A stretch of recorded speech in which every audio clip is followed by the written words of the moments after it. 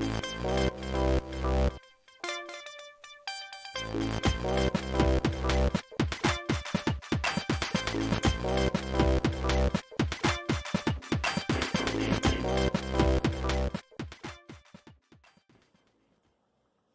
everybody and welcome to the quarterly stats video for the last quarter. There's a lot to talk about, not just the stats but various other things as well. So without further ado, let's jump into it. So first thing first, I should show off my nice new t-shirt that I got from Octopus Energy.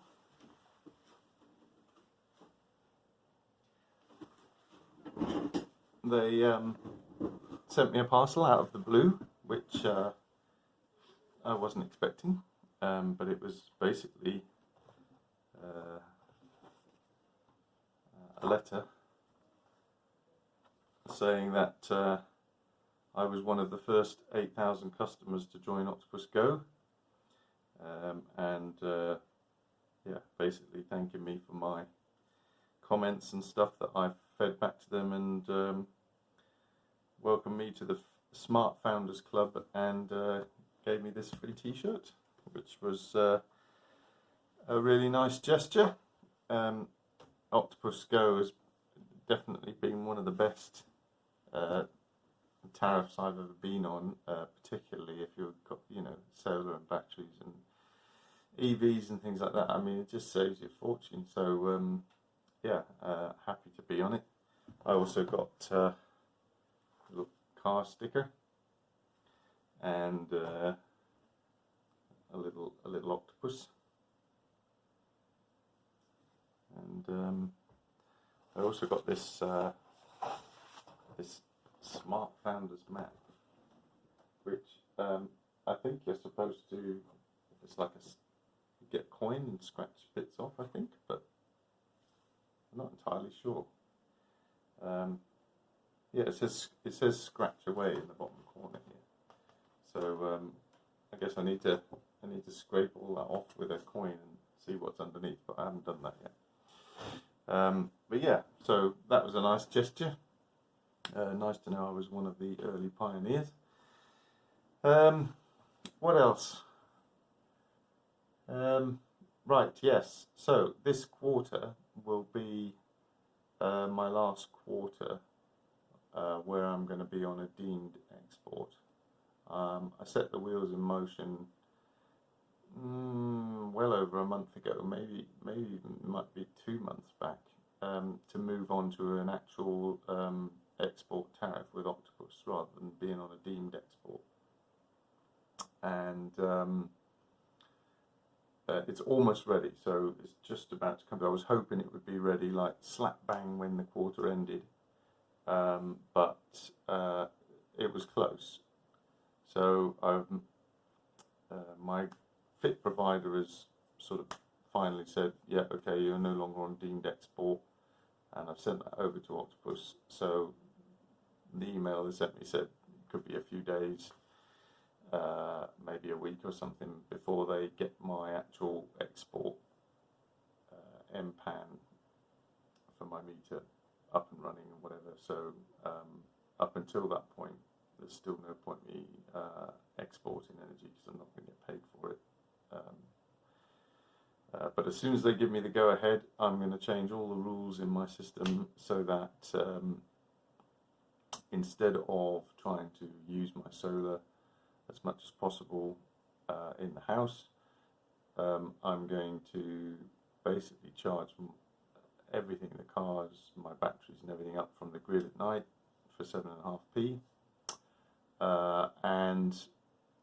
and then everything that I generate in the day is just going to be exported, because I'll get 15p for that, and then that way I think I should actually be able to completely negate my electricity bill every month, because I should be getting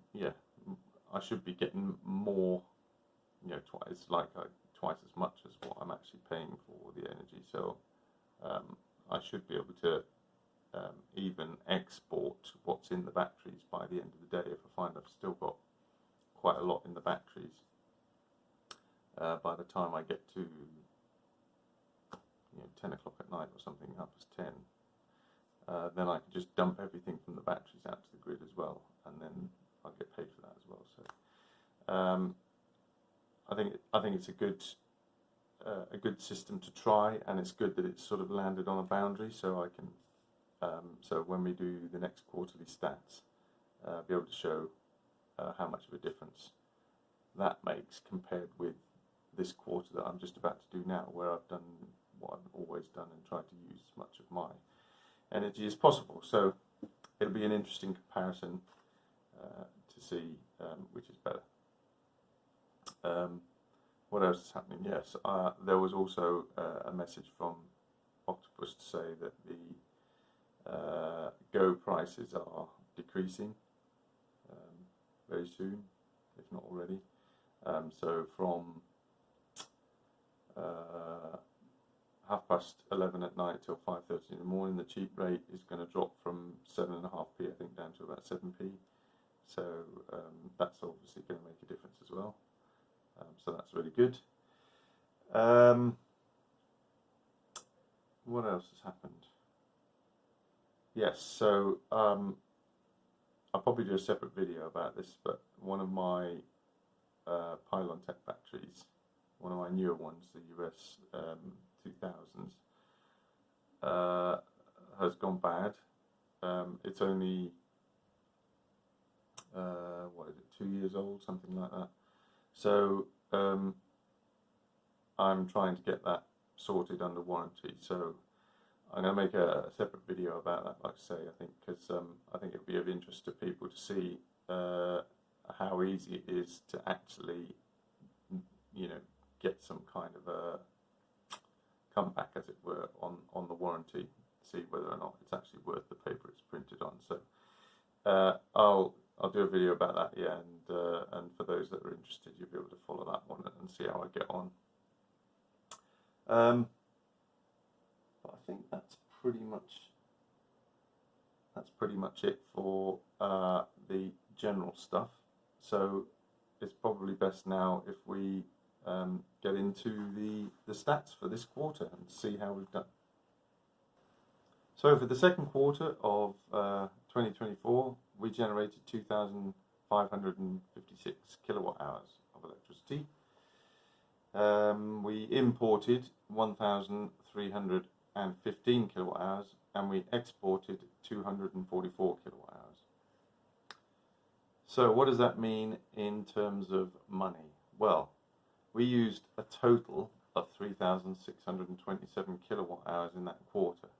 So that's the 2,500 and odd that we generated, plus the bit that we actually imported from the grid. Now, if we didn't have any solar or battery system, then that much electricity would have cost us £871.40, which is a lot. But having solar has saved us £574.84, and that's the amount of money that we would have had to pay for the 2,500 watts of energy that we used, that we generated ourselves, if we'd have had to import it at the sort of normal daily rate. So quite a big saving there. Now, having the battery and being on Octopus Go has saved us a further £174.14. Our fit and export payments earned us £424.49, which means the total cost to us for 3,627 kilowatt hours of electricity was £184.62. That's what my three bills are added together, and £55.75 of that is the standing charge. So the average price we've paid for every kilowatt hour of electricity we've used in this quarter is just 3.55p. Now that's less than half what the nighttime rate is on Octopus Go, so that's pretty good going. Obviously next quarter when I do this, that sort of figure is not going to make much sense about the sort of average price per kilowatt hour, because it's mostly going to be the average price will be pretty much 7 pence, because that's what I'm going to pay for all the energy that I am going to use. But obviously there'll be the value of what I've generated from my export. So yeah, the figures are going to be a little bit different next time. So as I've already said, the total cost in terms of my bills was £184.62. We earned £424.49 from our FIT scheme, which means that the actual cost this quarter for the electricity is zero. And in fact, we've made a gain of £239.87. So we've actually made money from having the solar. Now, unfortunately, FIT schemes aren't around anymore. But in the next quarter, when I'm going to be doing actual export, hopefully I'll be able to give an example of how much you can save by actually exporting power now, even if you're not on a FIT scheme. So now let's look at the pie charts for the quarter. So the first pie chart shows how much of the power that we generated we managed to keep and use, and how much we exported, and you can see that we used 2,556 kilowatt hours, which is 91%, and we exported 244 kilowatt hours, which is nearly 9%. That's not so good. I usually like to be around 5%. 9% is a bit high, but this will all be irrelevant probably as of next quarter, because we should export 100% pretty much. It won't be 100% because there'll always be a small amount probably being reabsorbed into the batteries and stuff during the day, but yeah, it should be almost 100%, so the used should be very small next month, but we'll see that when we get to it. Let's look at the next one.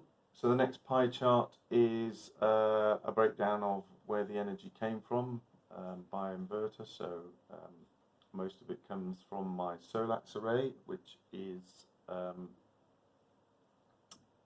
5 kilowatt inverter, but it's got 5.4 kilowatts of panels connected to it, and that's 62%, nearly 63% of the total. The Growatt 1 kilowatt inverter, the red one, that is a 1 kilowatt inverter obviously. It's got 1200 watts of panels connected to it, and that one generated about 14% of the total. The Growatt 2 inverter has, that's the wall mounted panels, and there's about, I think, 2.8 or 2.7 kilowatts of panels connected to that, and that makes up 12, nearly 13% of the total.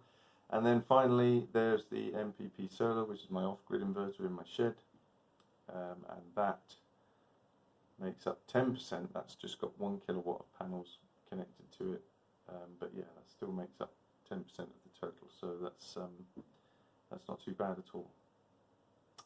Now let's look at the energy mix for the quarter. You can see that 2,556 kilowatt hours was free, because that was all generated from the solar, so that's basically 66%, so 2/3 of all of our energy use was free. The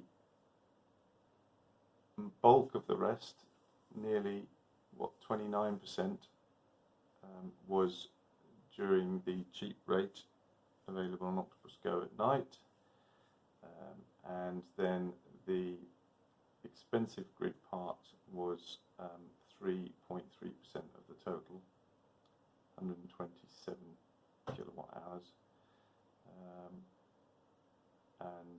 there was a very small amount of cheap peak as well, just 1.2%, which means that yeah, it was basically 30% of all the energy was cheap, and 2/3 of it was free. So yeah, only a very small amount, just 3% of our energy we're paying the top price for. Again, next quarter that's going to be quite different. Right, let's have a look at the last pie chart, which shows where most of the energy went. So the bulk of it went into the Tesla, 35.8%, nearly 36%. Was running the Tesla, and another 18% was in the Leaf. So those two vehicles make up more than half of all of our electricity use. And the next biggest one is heating the hot water with the immersion. So that is nearly 20%, 19% of all of our energy is just heating the hot water. So imagine how much we could save there if we had a heat pump, because a heat pump being 400% efficient or so means that, you know, instead of using 20 kilowatt hours to provide that much hot water, we'd actually only be using 5 kilowatt hours to produce the same amount of hot water. So that would be quite a saving when you add that up over a year. But then again, heat pump, very expensive to install, so that's something I'm still looking into, by the way. I'll probably talk a bit more about that at the end. What else is there? Kettle, dishwasher, normal stuff, yeah. And gaming is going to become a big part again, because both my kids are back now from university, so they're going to be here for the rest of the summer, so the next quarter is going to be a lot of electricity use from their rooms. Our best day was on the 30th of April, and on that day we generated nearly 54 kilowatt hours, and that's a bit of a surprise, seeing as it's not, you know, the longest month of the year. You would have thought we would get more in sort of June, because that's closest to the longest day, but summer's been such a washout so far this year. We've not really had an awful lot of decent sunny weather. So 30th of April it is, and you can see that's a good day. It's pretty much a blue sky day, no clouds at all.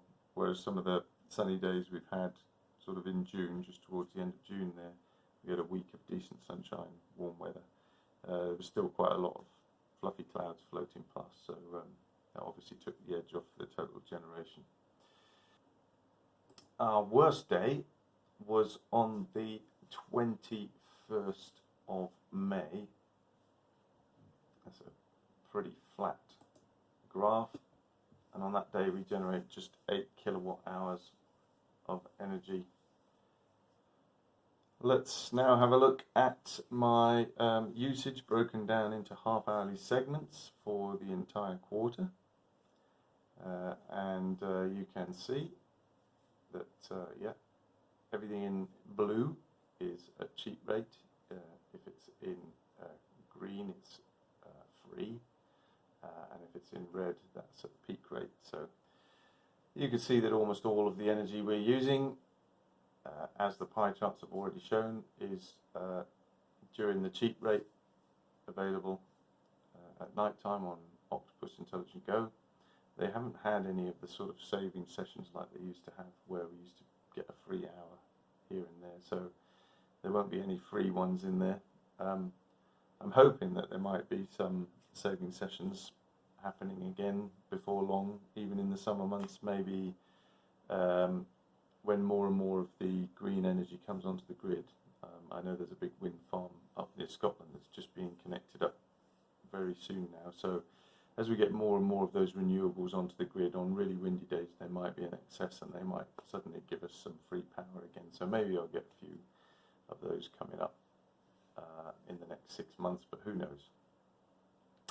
But yeah, like you see, there's a lot of days where we don't use anything from the grid at all.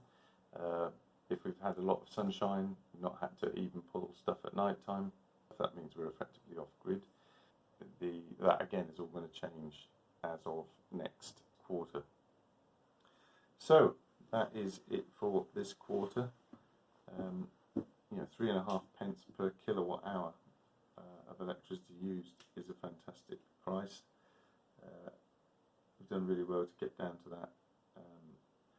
I'll have to try and come up with some idea for an equivalence for the next quarter when I'm going to be importing a lot more, but I'm also going to be exporting a lot more, and try and calculate how much I'm saving in terms of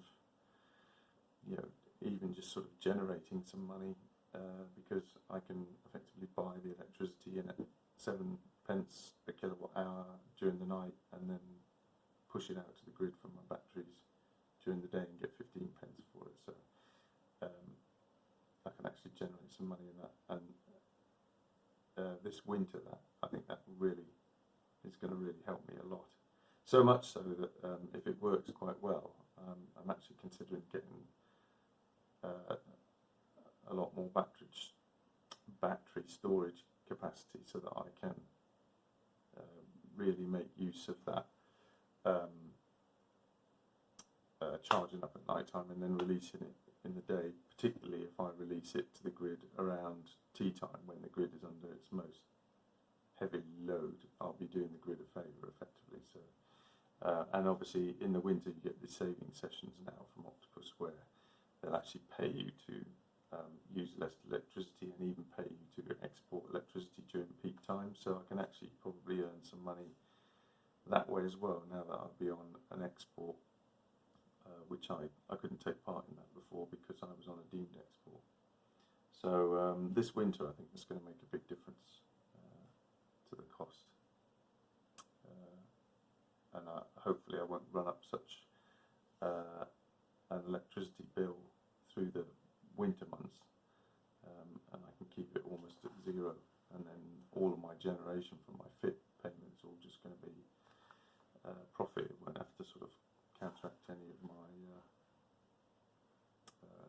winter usage.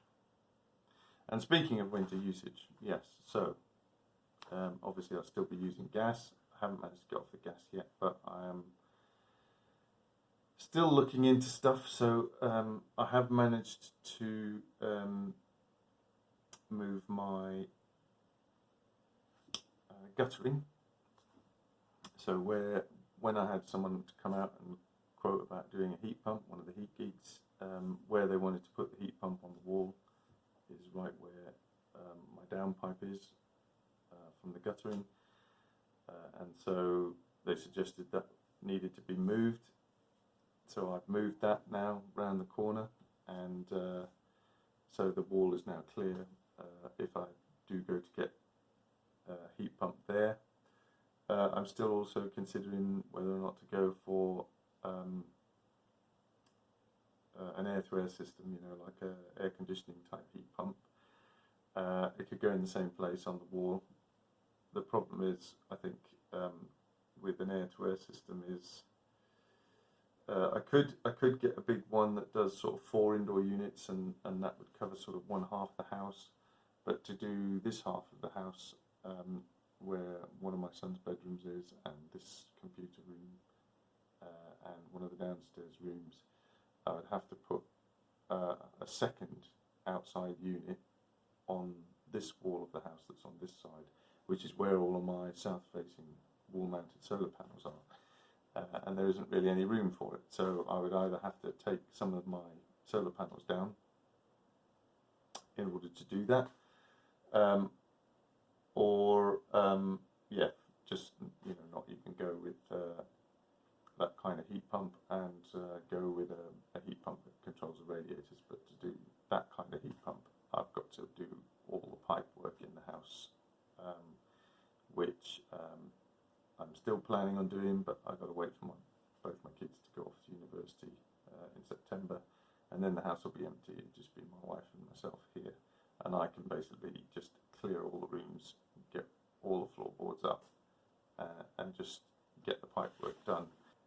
Yeah, I'm still trying to decide which is best.